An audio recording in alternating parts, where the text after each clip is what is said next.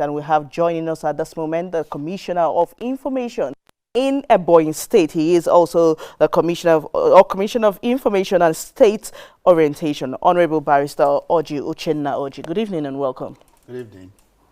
And how are you doing this night? Very good. All right. A lot of people would want to know firsthand what your governor is up to as far as economic and infrastructural development are concerned in your states. He's actually up to our task, up to excellence.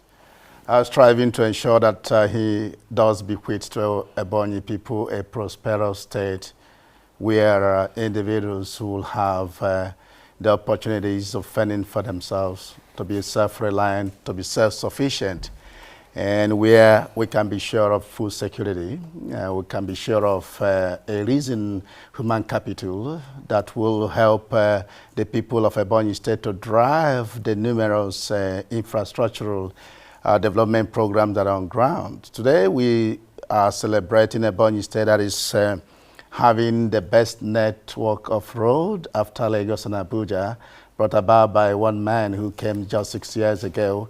And I tell you that this road is done in concrete pavement, a novel that is the only one to have done that in the history of governance in Nigeria. And so we need all of these things in order for economic development to thrive. So the governor has to fix road. And again, Ebonyi State is now the state with the highest number of flyovers after Abuja and Lagos, just 6 years, within the shortest record of time. And the idea of the governor is that within a period of 50 to 100 years that investors can come and be comfortable with the situation in Ebonyi State without having to regret that after all there is traffic and all the issues. And again, we are having Ebonyi State that has got the biggest shopping mall in Africa. I need to appreciate that a very wonderful mall that is having about 5,000 number shops being given to our youth and women and other investors who are ready to come to Ebonyi State to invest. This shopping mall, we call it the microcosm of the macrocosm of Dubai Mall, because the governor's kind of personality is such that when he travels out of the country, he will come back and replicate what he has seen out of the country. That's why each time I call him a man of 3 E's of leadership, education, exposure, and experience. And I tell you that Ebonyi State today, we are celebrating a state that has got a lot of things to its credit. Today we are having University of Medical Sciences that is a beauty to behold, that is having a state-of-the-art facilities, including facilities that will provide center of excellence for the treatment of cancer, of liver problems, of heart diseases, including heart transplant. Of course, with a center of excellence for the production of dialyzers. All of these things will trigger economic development through job creation, wealth creation. And what is very critical about what the governor is doing, that he would establish and hand it over to the private sector to drive, knowing fully well that government is not a good manager of business. And so investors are being wooed to come under private partnership, public partnership, to really take over some of the facilities that governor has built. I can tell you also that we've got other facilities. In the area of agriculture, you can be sure that Nigeria's assessment on agriculture production, or rice production, sorry, says that Ebonyi is the largest producer of rice. That is assessment by the Federal Ministry of Trade and Investment. And I can say that we have a total of government-owned 32 metric ton capacity rice milling plant that has the capacity to provide the rice need of the people of Southeast and the South-South. And of course, we are really partnering with a lot of states in the North to get the rice paddy and we'll parboil in Ebonyi State and of course provide the rice need of our people. And I can say also that we've got a fertilizer blending plant that is also providing the fertilizer need of parts of Southeast and even South-South. That is 80 metric ton capacity fertilizer plant. These are the facilities that the governor did create in order to make us to be self-reliant. And I can tell you that Ebonyi State is one of the neatest states. The capital city is one of the neatest. Before we go into the cleanliness of Ebonyi State, let me take you on some of the points you have raised.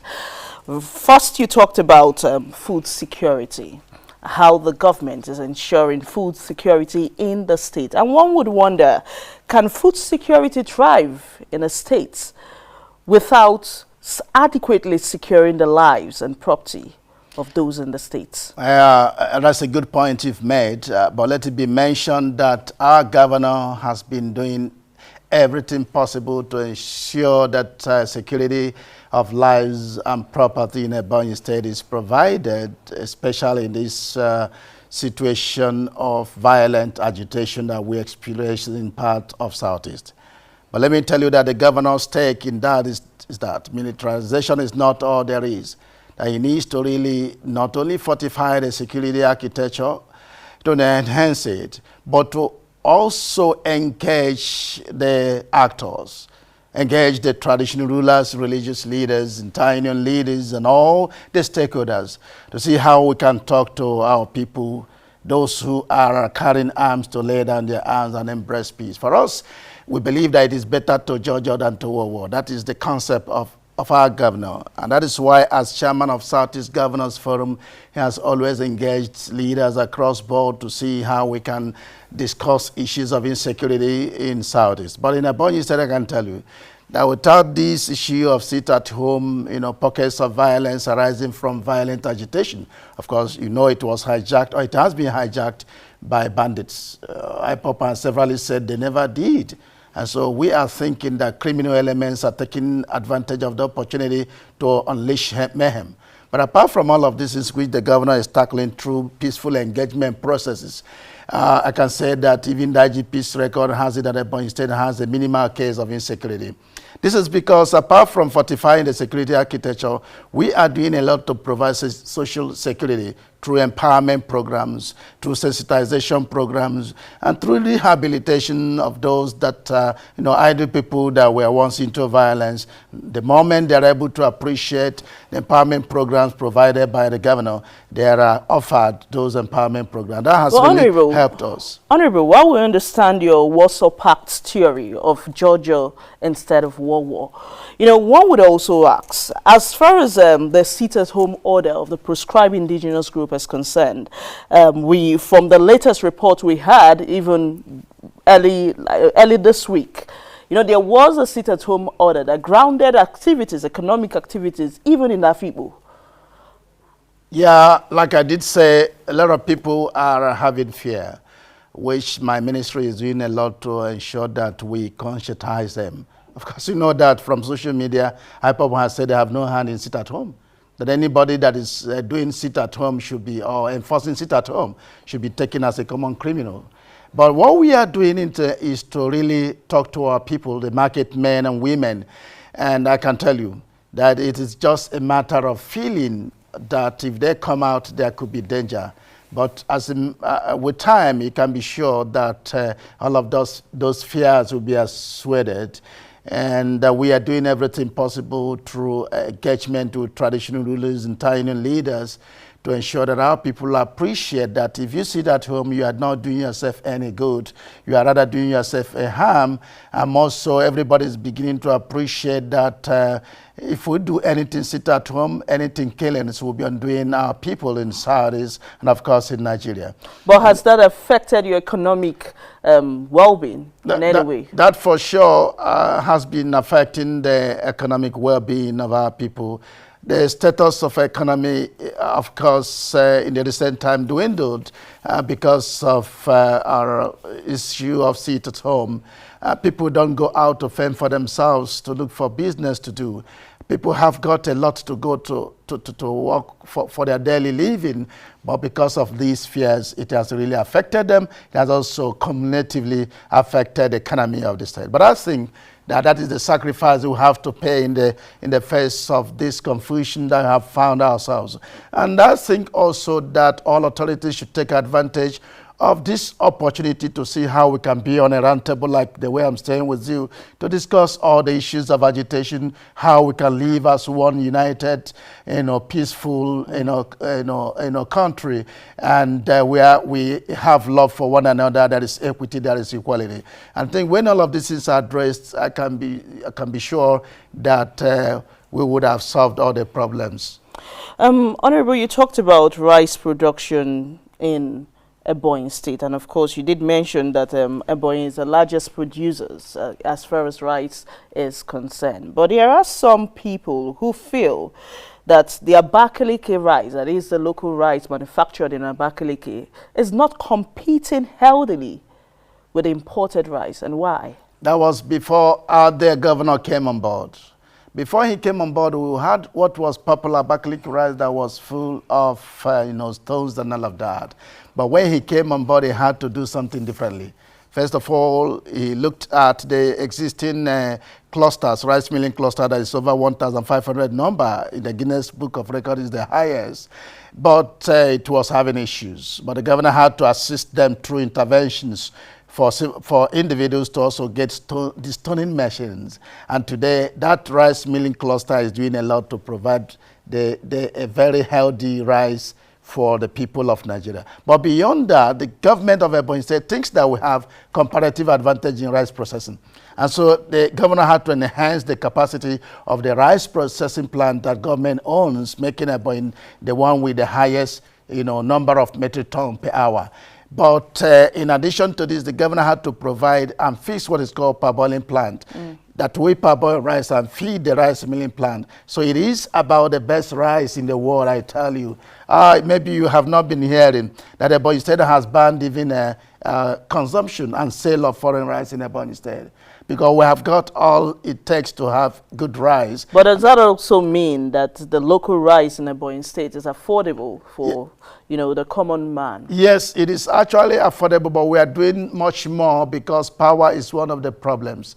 Of course, we've got no mechanized kind of land, and that's why we most of the time would go even to the north to procure paddy rice. So what we are doing is to do a lot in the area of mechanization and commercialization, and that's why the governor had to introduce what is called 1 man 1 hectare, and we are looking at priority crop commodity, that is rice, for people to go into rice production, public office holders, civil servants, farmers. We are having 53,000 number farmers who go into rice production on a yearly basis. And we're tapping into the Anchor Borrowers Program of the CBN, and of course the Commercial Agricultural Credit Scheme of the CBN to fund agricultural programs in Ebonyi State. And so with this, you can be sure that we will provide the rice need of the people of Southeast, even South-South, and part of North Central. And that is really, really working as I speak with you. You have made an array of projects being embarked upon by your governor and your principal, of course, but you have not also talked on how the governor of Ebonyi State, for instance, is working to stem the tide of unemployment in your state. Yeah, that is one of the cardinal programs of our dear governor. He thinks that apart from giving Ebonyi State very wonderful infrastructure that can beat anyone in the whole world, in advanced cities of the world, he has to really combine that with the issue of raising the human capacity or the human capital of the people of Ebonyi State. So from the beginning, the governor introduced what is called the empowerment program. Of course, incidentally, in 2017, exactly on in July, I was made Commissioner for Human Capital Development. That was after a meeting of the Governors Forum where the World Bank and International Monetary Fund had a colloquium with the governors of Nigeria. And it was discussed that the bane of development in Nigeria is not infrastructure. After all, we have got the wealth and the money, and of course the infrastructure, but the bane is human capital development. The governor quickly came and created a Ministry of Human Capital Development and launched a lot of empowerment programs in that ministry, including the Youth and Women Empowerment Program, where he gave 750 million naira grant to 3,000 number youth and women. He launched also Widows Empowerment Program and shortlisted the poorest of the poor widows in the various wards and gave them a total of 400,300,000. He went to the civil servants, made a provision for 4 billion naira facility for civil servants, so that every civil servant in Ebonyi State will have opportunity of accessing between 200,000 and 1 million naira, depending on your grade level and when you are rounding off your civil service. But Honorable, also give us a number. Sorry to interrupt you, but then give us a number of those that have been taken off streets in the last 6 years? Thank you very much. Let me tell you that part of the problem the governor inherited was that issue that people were into hawking in the major streets of Lagos. So the governor had to introduce what is called the Diaspora Empowerment Program, or strictly speaking, what is called the Street to Skill Empowerment Program. And his target was to go to the major cities, including Lagos. He went to Lagos. Got 520 number of people in the streets of Lagos, got them shortlisted, got them trained in entrepreneurship and vocational programs, and empowered them each with 250,000. That is a total of 520 number of people. Of course, he did that on equality of local government, 40 per local government, and that is 130 million. And this has really taken a lot of our people from the streets of Lagos. But what is much more important is the sense of self-worth and self-esteem and self-actualization that he has given to the people of Ebonyi State. Before we had inferiority complex, I couldn't have had the opportunity of coming here to speak about what the governor is doing in Ebonyi State. But today we can go to anywhere to mention that our governor is a governor to beat. If you come to Ebonyi State, you appreciate much more than what I'm saying or what you're seeing in the screen. Our governor really is a man that God destined to come to Ebonyi State and give us the best. I tell you, today we celebrate as a state with the neatest capital city. It's an emerging state that is now emerging as the economic hub of the Southeast. In fact, every neighboring state like Benue, like Cross River, Imo, Abia, and Enugu State, everybody would like to be part of Ebonyi State. They will tax their leaders. Look, why not you go to Ebonyi State and copy what the governor is doing? Because once you reach to the boundary between Ebonyi and any other state, you'll be greeted. You'll be told welcome by a flyover that is wonderfully done by the indigenous engineers, both skilled, non-semi-skilled, and skilled labor provided. You can see from the screen, I tell you. We have Africa's biggest light tunnel that's named after Mr. President, President Muhammad Buhari light tunnel. We call it the face of Ebonyi State. When you come there, you see a lot of facilities, including Africa's most beautiful government has done within 2 years by the governor of Ebonyi State. You need to see that to appreciate it. It's just a kind of three-arm government house that's having the governor's lodge, the governor's office, and the presidential lodge. With Africa's biggest state executive council, we have water fountains. We have Africa's biggest water fountain. Honorable, without further ado, you, just as we wrap up this segment with you, you have referred your governor to be the 3 E's of leadership, that is education, exposure, and experience. And that takes me lastly to my last question to you. There are concerns of a deteriorating and decreasing standard of education in your state. As a governor who, is prided as one who has education as a forerunner in his campaign, what has he done? Thank you very much. I'm going to describe that in a few minutes, following the impact, so that you will appreciate, because education is an abstract. So people begin to say there's no human capital, there is no education. Ebonyi State before 2015 was adjudged to be educationally less privileged state. In 2017, it was delisted, and we are no longer educationally less privileged. Ebonyi State in 2017, NUC made an assessment about the local government with the highest number of people that gained admission. You know, the local government, out of 774 local government areas that came first, it was a local government in Ebonyi State, having the highest number of people that gained admission. NUC also made an assessment about the best student in medicine and surgery that took JAMB.